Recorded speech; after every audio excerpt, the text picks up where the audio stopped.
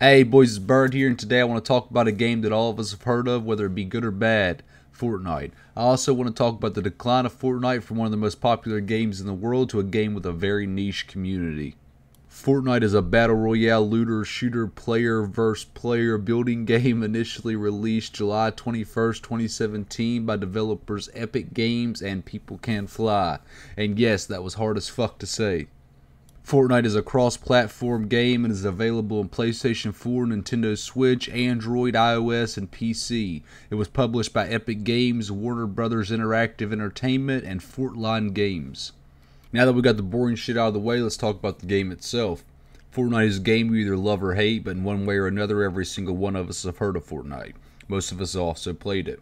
Fortnite has creeped its way into media culture, and references to Fortnite can be found in many shows, from Supernatural to even Manifest. To keep a long story short, Fortnite is fucking everywhere. Whether that's a good or a bad thing, I just don't know, and it's not up to me to decide. At one point in time, Fortnite had a mystique to it that other games at the time were trying to replicate. Fortnite was a game that was released around the beginning of the Battle Royale wave and quickly soared to heights that any game before or even after it wouldn't even dare to touch. Fortnite has brought Epic Games around $9 billion in revenue just in the years 2018 and 2019. It's hard to tell how much it's made in the following years. Fortnite also jump-started some of the biggest streamers' careers, making them either millionaires or multi-millionaires. These names include, and are not limited to, Nick Merckx, Tim the Tatman, Ninja, Tfue, Cypher PK, Cloaksy, and Booga. We're going to come back to that last name in just a minute. Hey, for anybody watching, if you want to, take a shot every time I say Fortnite, and you will be absolutely shit-faced drunk by the time I finish this video. In the early days of Fortnite, before I had even heard of the game, I kept hearing whispers of my friends mentioning the game. I figured, hell, I'll give it a try. I hopped on Fortnite at the end of Season 4 and was quickly hit in the face by mechanics I had never seen in gaming before. I realized that I would have my work cut out for me to compete in this game and began playing it very often. I made some of the best friendships that I've had through Fortnite, and to this day I keep in contact with my main group of teammates that I played with during the early days of Fortnite. The early days of Fortnite were different because most everybody had no clue what was going on in the game and had no idea how to use the game mechanics to their advantage. Later on though, unfortunately, people did master these mechanics, and a simple game of Fortnite looks like a different game compared to what it used to look like. Fortnite had a system where you could harvest materials from hidden objects on the map to get resources to build structures with. There was nothing you couldn't destroy and nothing you couldn't build.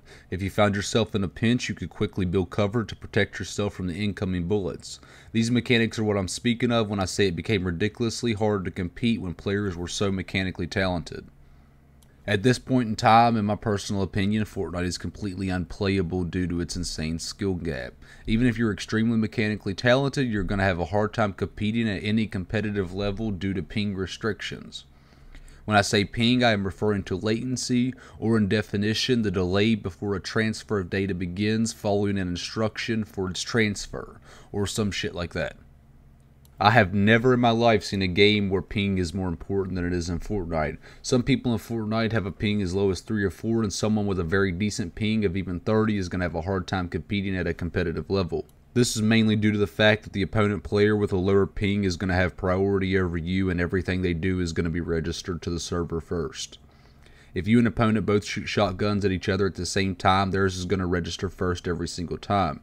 If you're trying to hold your opponent out by placing a wall and they are trying to place a wall to replace yours, they are going to steal your wall every single fucking time. This problem can be more than frustrating. I've said for years since I was playing Fortnite consistently that they should somehow implement a ping cap of around 40 or 50, and this would give most players a better advantage when competing. But of course, just like most games that have made millions, they just don't fucking care. You'll realize quickly while playing that even a low skill player will have a much bigger advantage than you will when they are playing on a very low ping. Even a person as mechanically skilled as Tfue has actually moved into a house in a different region at one point in time due to being able to get a lower ping. For most people, this is not an option, and you can't go changing your residence just to play a game better.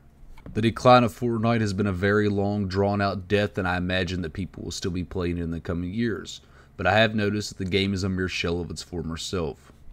In Fortnite, fights between two players are so drawn out that it's almost ridiculous to think that you used to be able to get a kill in a couple of seconds if you were talented. Fortnite's developers also have no fucking clue what their player base wants and are constantly adding weapons and vehicles to the game that are absurdly broken. These weapons and vehicles give players with a very low skill level too much advantage over a talented player without a certain weapon or vehicle. I will go on the record and say that Fortnite has a very good anti-cheat system. In the time I was playing Fortnite, I never personally ran into a cheater, and I think that Activision should take some tips from this and replicate Fortnite's no-tolerance anti-cheat system. Now let's get away from the bad mojo surrounding Fortnite and look at one of its all-time highs and a very exciting moment in gaming history, the Fortnite World Cup. The Fortnite World Cup Finals was held in New York City on July 26 through July 28, 2019. The competitors of the World Cup were put through multiple weeks of trials to get this far, and the winner would receive a prize pool of $3 million. Over 40 million players participated in the trials for the World Cup, and there was 3 events held in New York City: the Fortnite World Cup Solos, the Fortnite World Cup Duos, and the Fortnite World Cup Charity Pro-Am. All 3 events would offer a prize of $3 million to the first place winner. Over 19,000 fans attended the 3-day Fortnite World Cup Finals, and Fortnite had a peak viewership of 2.3 million viewers across YouTube and Twitch TV, making the World Cup the most watched competitive gaming event of all time, excluding China.